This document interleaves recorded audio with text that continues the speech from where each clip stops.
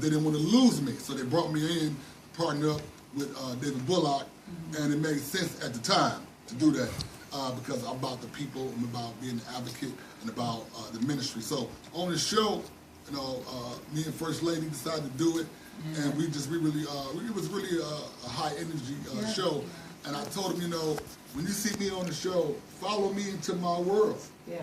I didn't really want to do a buffoonery type of show, but I say Detroit's version don't have to be LA's version. Right. We from the D. We do things different here. Amen.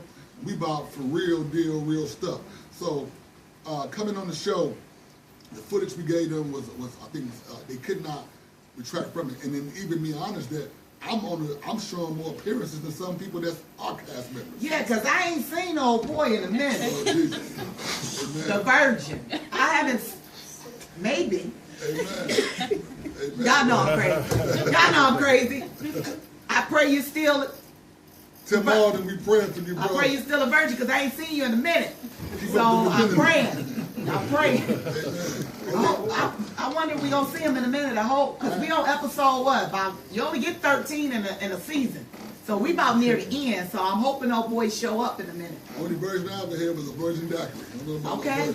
Strawberry virgin daiquiri. I had it. That's a whole nother. But anyway, we on the show, when they invited me and First Lady on, we had a great time. And when you see me appear on the show, people have said this over and over again. The show got real quick. Yeah. On the show, when you see me down in the hood scene, when I escort David Bullock to the neighborhood, that was my real hood. Yeah. Those are real cast that was out there. We wasn't scripted. We just rolled up, and shot the scene. But they do a little TV, a little production, do a little cuts because when y'all saw those grown men on TV crying, they showed Bullock talking, then showed them crying. That is not what happened. Them men were crying when I was praying and talking to them because them men I had fought wars with. They reflected back on the time when the young man, mother had passed and I helped them with their funeral costs. Didn't even really, it wasn't my agenda. And one other man was sleeping in his car homeless and I put him in hotels and fed them. They reflected back on what God has done with me in their life. So it was real. But the TV cut it and made it look like they was crying when the other preacher was talking. And there had been a lot of that going on, even in that same scene, moving down at the Hart Plaza Raleigh. They told me to show up. See, but I do things in a big Pastor Mo way. I'm the sweeper, right? They said, show up, bring a few people with you. So, of course, I didn't tell them I would show up and bring 70 dudes from the hood with hoodies on. We showed up. Were scared. We showed up 70 deep. Watch this, with black hoodies on, and the weather was 90-degree weather outside. Why do you do that? Well, because the hoodie represented something. Yeah. We wore black because we was in mourning over the blood that run through our streets and city. Am I right, Kaya? That's right. And then we also wore black. We put the hoods on because we said you ain't gonna just put a downtown, Motown, hunky town. You gonna put the hood on. Right. Yeah. So it was symbolic. We was in sackcloth and ashes over what our streets feel in Detroit. So we wore the hoodies, showed up deep, and then they cut it wrong. Because I was the keynote speaker. I shut it down. That's right. They never showed me doing my thing on the stage. Amen. Wow. And Kaya, she didn't really care for that. But I know you was furious. Because if it was me, we'd been on 10. I would probably went up there. Exactly. And probably said, cut. Look, we need to show, if he not on this, that would just been me. But we can still try to get that footage. That's not a problem. We can try to get that footage. Because it's still there. Oh, yeah, it's still there. It's still got it. And you know, I believe. POD, I know y'all got that footage. Yeah, we'll see what we can do.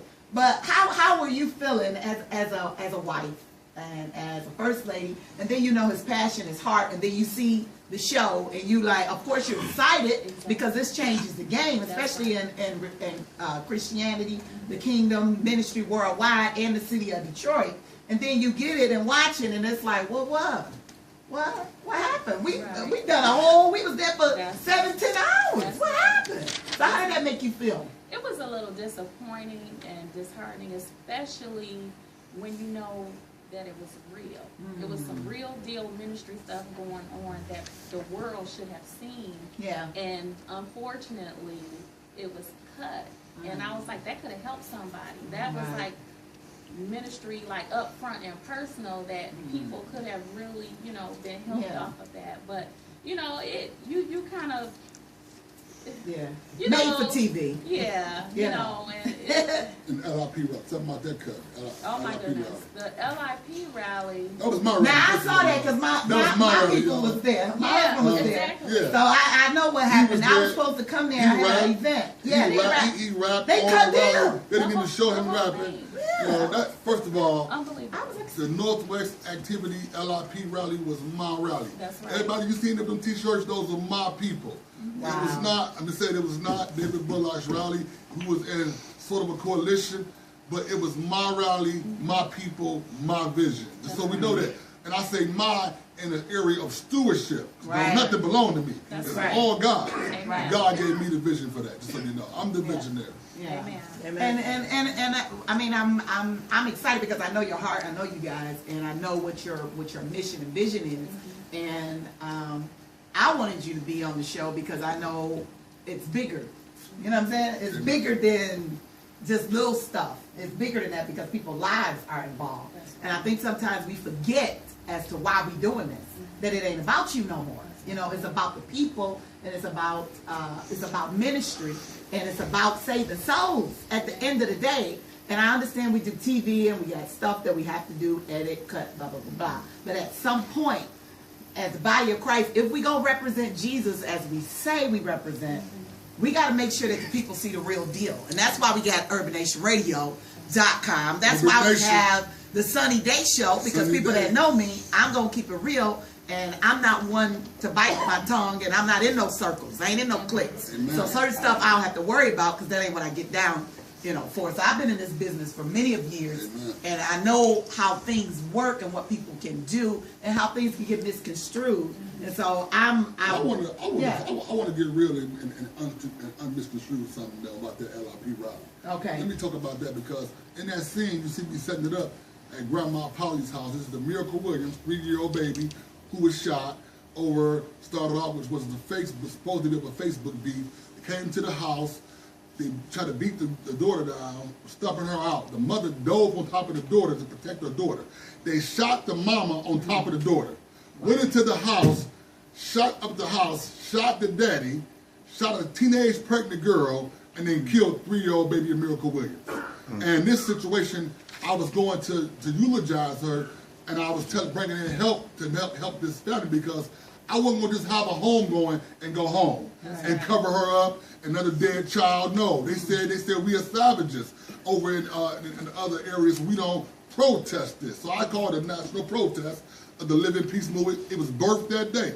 And I told them we want to do 2, 3, 4 because it went further than me from a Facebook beef.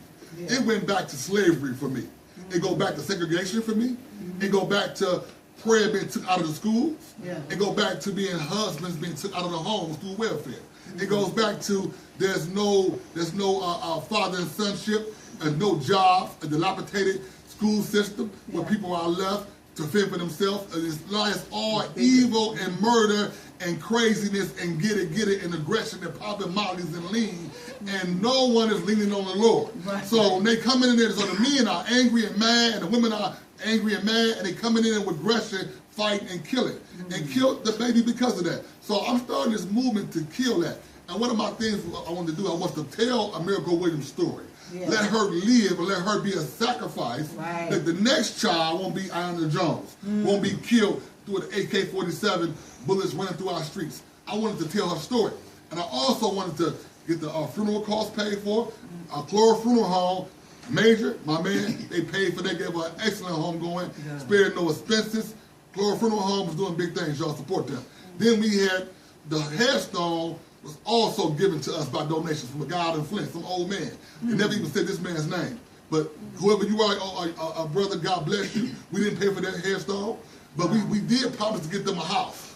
Pastor Mo, David Bullock, promised to get that family a house. And the house was not getting yet. They have not got a house. The family is still out there in the cold. But guess what?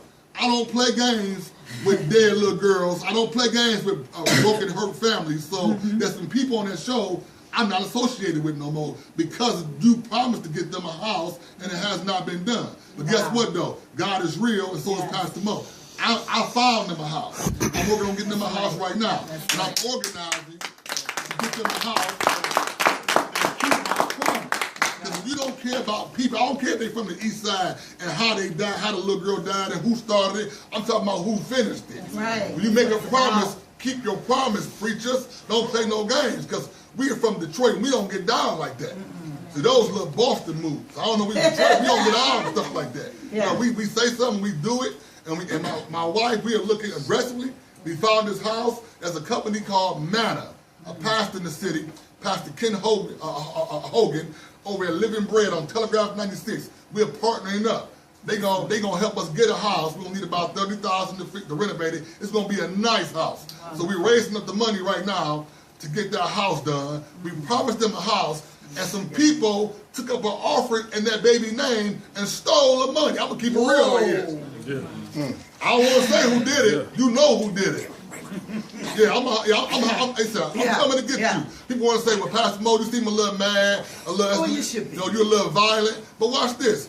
Hold on. Sometimes you can't always be peaceful fighting for peace. When they go over to the Middle East, they go to war to fight for peace in the Middle East. Yeah. Amen. R.I.P. God bless. That's it.